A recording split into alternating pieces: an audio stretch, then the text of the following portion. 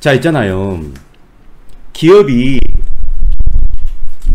M&A를 한다고 이제 공시가 나잖아요.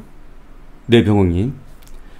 그렇게 되면 저 기업이 진짜로 M&A를 할 건지 아니면은 그냥 말만 저렇게 해놓고 지지부진하면서 시간만 흘러가는 거 아닌지 사실 판단이 잘 안 됩니다. 다행히 M&A가 돼가지고 주가가 상승해서 내가 돈을 벌면 좋은데 사실 판단을 하기가 쉽지가 않아요. 그럴 때는 여러 가지 단서들을, 정황들을 보면서 판단을 하는 수밖에 없습니다. 네, 누리마루님. 자, 오션브리지 같은 경우도요. 지금 회사를 판다고 보도가 나왔어요, 먼저. 그러니까 의뢰이 다 똑같은 그 대응이죠. 회사에서는 그럴 계획은 있지만 아직 결정된 건 없다, 이렇게 나오고, 또 오션브리지의 우선 협상 대상자라고 보도가 나온 그 회사에서는 우린 그런 적 없다, 이렇게 또 나오고 있어요. 그래서 오션브리지가 과연 굉장히 좋은 회사입니다. 회사는요. 오션브리지 보면 창사 이래 손해본 적이 없어요. 원래 이제 반도체 케미컬을 하는 회사거든요. 좀 더 쉽게 말씀드리면 반도체 증착이라든가 또 식각 깎거나 이랬을 때 화학약품을 많이 쓰잖아요. 특수 가스라든가 이런 걸 생산해서 공급하는 회사예요, 원래. 그리고 또 장비는 뭐냐 그러면 그런 가스라든가 화학약품을 이송을 시켜야 되잖아요. 공급을 해줘야 되는데 그 공급하는 여러 가지 장치들, 그런 장비들을 납품을 하는 회사입니다. 케미컬 그리고 장비를 만드는 회사다. 근데 회사는 무지하게 좋습니다. 지금 사실상 SK가 가지고 있어요. 근데 이걸 매각한다는 거예요. 자, 그래서 이 부분에 대해서 한번 주변에 다른 정황을 가지고 매각이 진짜 될지. 지금 만약에 이 종목이 매각이 된다고 그러면 자리는 좋아요. 지금 굉장히 저평가되어 있습니다. 매각이 된다고 그러면 아마 지금 15,000원인데 이 정고점이 20,000원이거든요. 20,000원 이상도 깰 가능성이 많습니다. 그래서 매각이 될 것인가 안 될 것인가, 이 부분을 판단을 좀 해보자는 거예요. 오늘 이 부분만 정확히 판단이 된다 해도 오늘 강의 번전은 뽑습니다. 자, 일단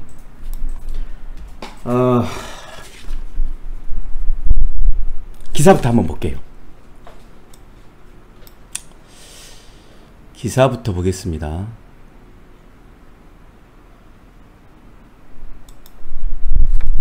자, SK가 키운 오션브리지 매물로 나왔다. 지분 매각을 위해서 우선 협상 대상자 선정을 시작했다, 이렇게 나옵니다. 날짜가 중요해요. 6월 15일 날 나왔습니다. 자, 차트 한번 볼게요. 6월 15일 날 신고가를 찍었죠. 17,380원. 그리고 나서 우선 협상 대상자가 이걸 부인하면서 주가가 좀 떨어지고 있습니다. 그리고 지금 지지부진해지고 있는 상황이죠. 그러니까 상황 판단이 필요한 상황이에요. 자, 기사 내용을 잠깐만 볼게요. 반도체 소재 장비 공급업체라고 그랬죠. 자, 소재는 뭐다? 케미칼, 증착이나 식각을 할 때 들어가는 특수 가스, 또 그걸 보고 뭐라고 그러죠? 식각액, 그런 걸 만드는 회사예요. 케미칼 쪽. 그리고 그거를 이송하는 장비, 이런 걸 만드는 회사다. 오션브리지가 최대주주 지분 매각에 나섰는데요. 우선협상 대상자로 특수가스 제조업체인 같은 업계죠. TEMC, 좀 큰 회사입니다. TEMC가 유력한 것으로 거론되고 있다, 이렇게 나옵니다. 자, 오션브리지의 최대주주인 펜아시아 반도체가 보유한 지분 33.40%를 매각하기 위해서 우선협상 대상자를 선정하고 있는 중이다.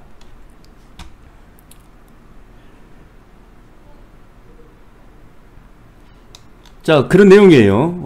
일단 오션브리지가 매물로 나왔다, 이런 내용입니다. 그래서 저는 이 기사가 처음 나왔을 때요, 매각이 진행이 돼도 언제 매각될지 알 수 없기 때문에 1년 후에 될지 6개월 후에 될지 알 수 없기 때문에 저는 별로 관심을 안 가졌습니다. 그리고 차트에서 보듯이 주가가 점점 빠져버렸고요. TSMC에서도 부인을 했죠. 그래서 아무튼 저는 관심이 없었는데요. 7월 중순, 그러니까 이 보도가 나온 지 6월 15일자에 나왔거든요. 딱 한 달 후에 이상한 보도가 하나 나옵니다. 한번 같이 보시죠. 이 보도가 어찌 보면 오션브리지가 매각이 진짜 될 것인지 아닌지 판단할 수 있는 근거가 될 수도 있어요. 자, 그래서 이 기사를 한번 여러분하고 같이 보겠습니다.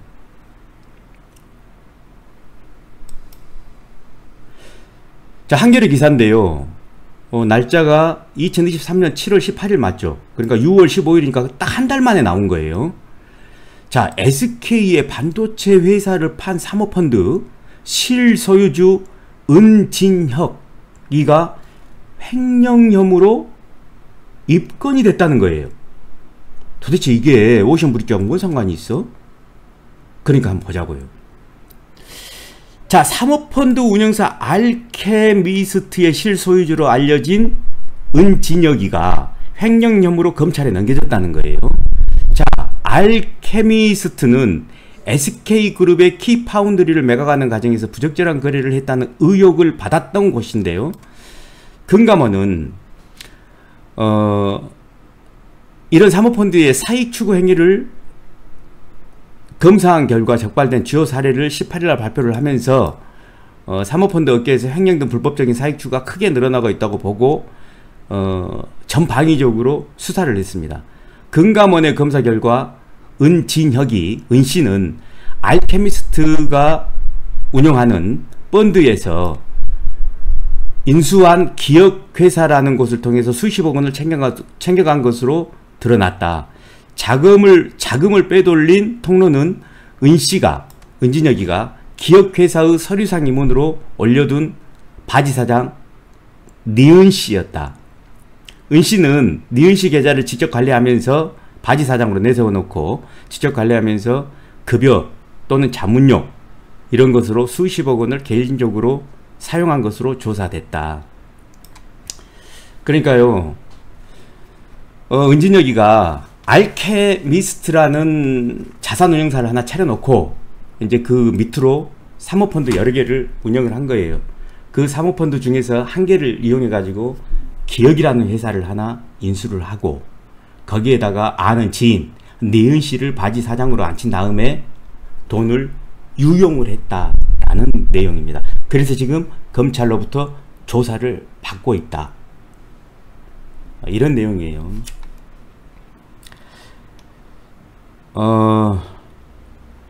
자, 요거까지 한번 맞아 보겠습니다. 자, 알케미스트는 SK 하이닉스가 키파운드리를 인수하는 과정에서 일종의 통행세를 챙겨갔다는 의혹을 받는데요. 알케미스트는 2020년도에 3년 전이죠. SK 하이닉스와 새마을금고 중앙회가 투자한 펀드를 통해서 매그나 칩 반도체에서 키파운드를 인수한 다음에 1년 7개월 만에 이를 다시 SK 하이닉스에 매각했다라고 나옵니다. 어려우니까 제가 간단 설명해 드릴게요. 자, 매그나 칩 파운드에서 키파운드를 SK 하이닉스가 100% 인수를 했죠. 원래는 어떻게 돼 있었어요? 키파운드를 SK 하이닉스가 51%를 가지고 있었고 새마을금고 중앙회가 49%를 가지고 있었죠. 49%를 마저 인수를 해서 100% 인수를 한 거예요. 근데 그냥 인수를 하면 되는 것인데 중간에 누굴 끼워 넣어요? 알케미스트라는 사모펀드 운영사를 끼워 넣습니다. 중간에. 그리고 알케미스트가 중간 수수료를 챙기게 해줘요. 그게 통행세예요. 정리하면 SK 하이닉스가 그냥 나머지 지분을 새마을금고 중앙회로부터 인수하면 됐던 거잖아요. 근데 괜히 끼워 넣은 거예요. 챙겨주려고. 최태원이하고 알케미스트 은진혁이가 굉장히 친하다고 추정해 볼 수 있죠. 사실은 이건 이제 비하인드인데요. 은진혁이 알케미스트의 은진혁이는요, 최태원이 SK그룹 회장의 비선입니다. 비자금을 관리하는 사람이라고 보도가 나오고 있어요. 추정이죠. 자, 그래서 이제 이렇게 이권이 있는 데마다 알케미스트를 끼워 넣어 가지고 수익을 챙기게 해줍니다. 누가? 최태원이가 은진혁이하고 짜고 그렇게 하는 것이죠. 추정이에요. 추정. 자, 일각에서는 은진혁이가 최태원 SK 회장과 오랫동안 알고 지낸 사이인 만큼 양쪽이 이런 거래를 미리 계획한 거 아니냐는 의혹을 제기한 바 있습니다. 즉 최태원 회장하고 은진혁 사이에 일종의 거래가 오갔을 것이라는 관측이에요. 만약에 그렇지 않다면 중간에 알케미스트를 끼워 넣을 필요가 없잖아요. 그냥 키파운드리, 그냥 나머지 지분 49% 그거를 새마을금고로부터 그냥 인수하면 되는 거였잖아요. 자, 어찌됐건 이런 내용입니다. 그리고 오늘 나온 보도인데요. 긴급 보도인데요. 이때 새마을금고 중앙회장이 오늘 구속됐습니다. 그러니까 수사가 진행되고 있다는 거예요. 굉장히 중요하죠. 자칫 잘못하면 은진혁이도 위험해질 수 있다는 거예요. 근데 아마 은진혁이는 빠져나올 겁니다. 자, 이 부분을 다시 제가 간단히 설명해 드릴게요. 정리를 할게요, 일단. 자, 알케미스트의 실소유주는 누구다? 은진혁. 지금 횡령으로 입건되어 있고 기소가 될 예정이다. 이것만 기억하시면 돼요. 자, 그러면 이 부분이 오션브리지하고 어떤 관계가 있는 건데, 이 부분만 알면 됩니다. 복잡하게 다 알 필요는 없어요.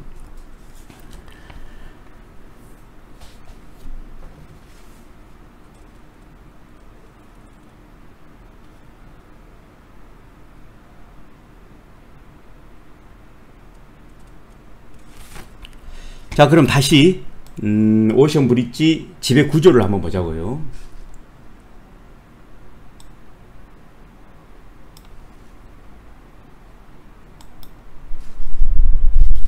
자, 오션브리지 최대 주주는요, 펜아시아 반도체라고 그랬죠. 이것만 봐서는 SK 뭐 은진혁이 알케미스트 이거 뭘 상관이 있는데 모르죠. 이제 들어가 봐야죠. 자, 분기 보고서부터 한번 볼까요?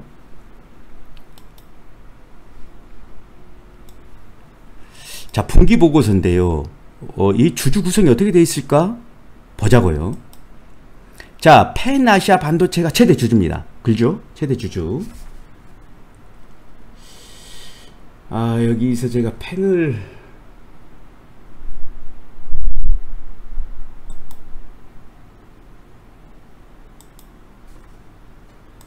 자, 펜아시아가 최대 주주예요. 자, 펜아시아의 최대 주주는 누굴까요? 퀀텀 이노베이션이네요. 퀀텀 이노베이션. 자, 그러면 퀀텀 이노베이션의 최대 주주는 누굴까요? 보자고요. 퀀텀 이노베이션의 최대 주주는 SK텔레콤이네요. 59% 가지고 있네요. 자, 이제 첫 번째 연결고리를 발견을 했죠.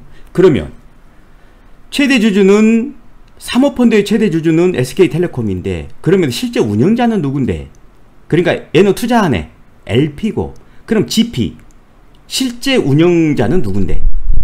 그러니까 알케미스트 캐피탈 파트너스네요. 알케미스트죠. 알케미스트는 누구 거다? 은진혁. 맞죠? 자, 그러면 오션브리지가 이 사건하고 연관이 되죠. 자, 간단히 정리할게요.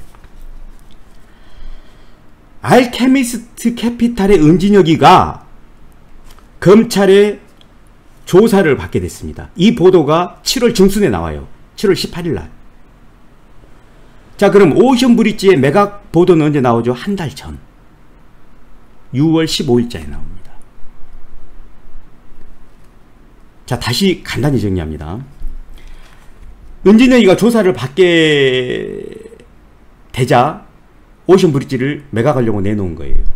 그러니까 7월 달에 조사 받는다고 나왔으니까 미리 알았을 거 아니에요. 그러니까 6월 달에 이 펀드를 청산을 해야겠다 생각을 하고 매각을 하려고 내놓은 거예요. 그래서 오션 브릿지가 갑자기 급하게 매각에 나온 것이다. 이렇게 볼 수 있고요. 자, 그러면 한 가지 전개가 가능하죠.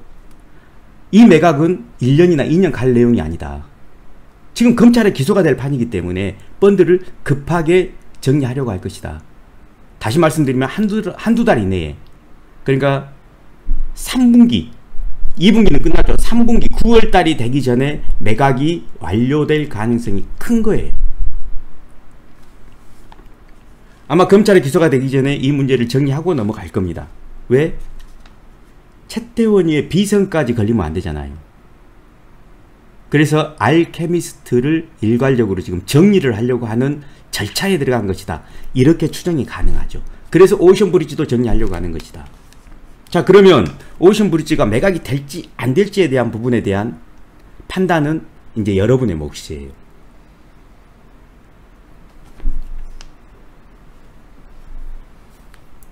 제가 보기에는 매각하려는 이유가 이제 뚜렷해진 것 같아요. 이 사건으로 인해 가지고, 이 보도로 인해 가지고, 전혀 연관 없어 보이는 이 보도로 인해 가지고 오션 브릿지의 매각은 거의 확실해진 거예요. 다만 누가 가져갈 것이냐, 이 부분은 아직 모르겠어요.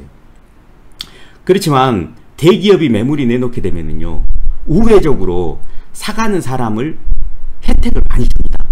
거래를 터준다든가. 그렇기 때문에 대기업이 원하는 조건으로 매각이 될 가능성이 많습니다. 매각이 되는데 누구의 수익을 챙겨줘? 은진여기의 수익을 챙겨줄 가능성이 많습니다.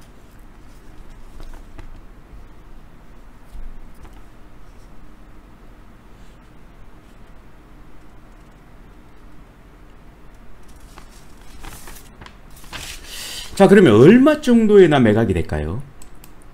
그것도 근거를 찾아봐야죠. 자, 보자고요.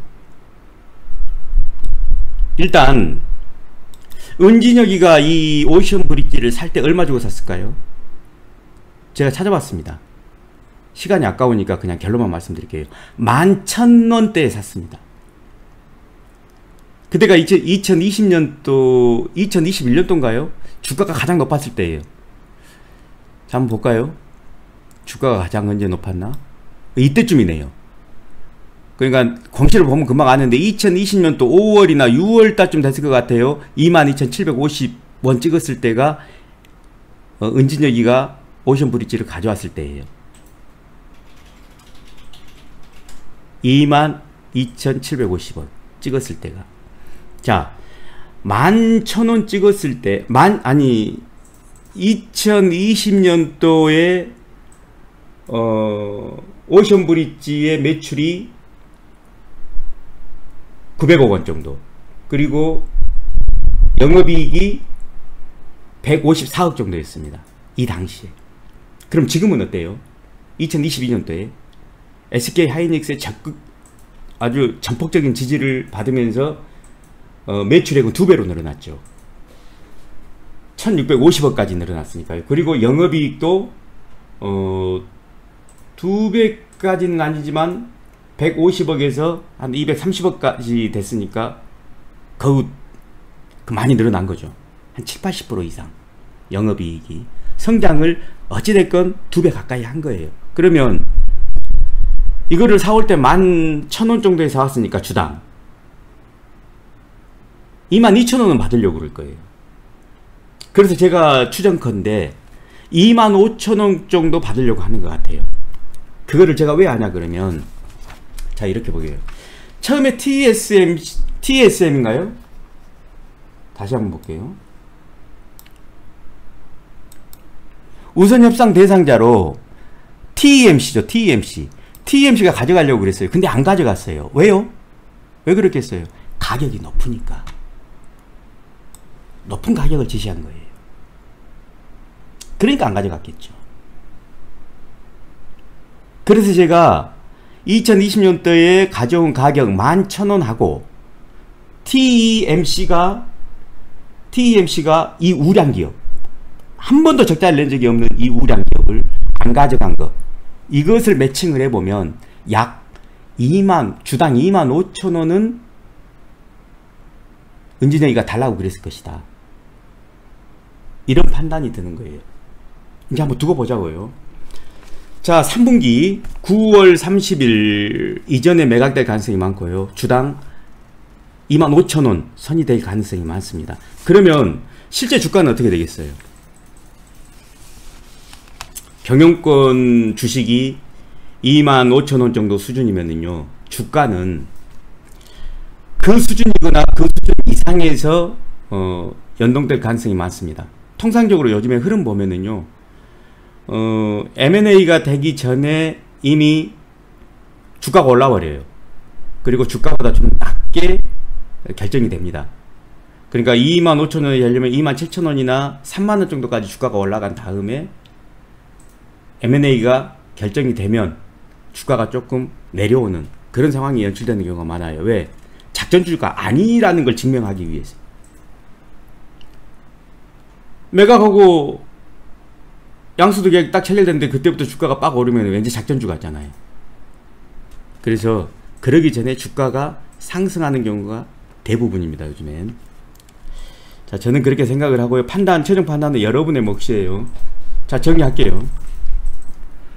보통 M&A가 될 경우에 1년이 걸릴 수도 2년이 걸릴 수도 있기 때문에 판단하기가 참 어렵습니다. 주변 정황을 봐야 되는데, 자, 오션브리지 같은 경우는 매각 보도가 나왔고, 회사도 일정 부분 인정했어요. 지금 우선 협상 대상자를 찾고 있는 중이나 확정된 것은 없다라고 얘기했는데,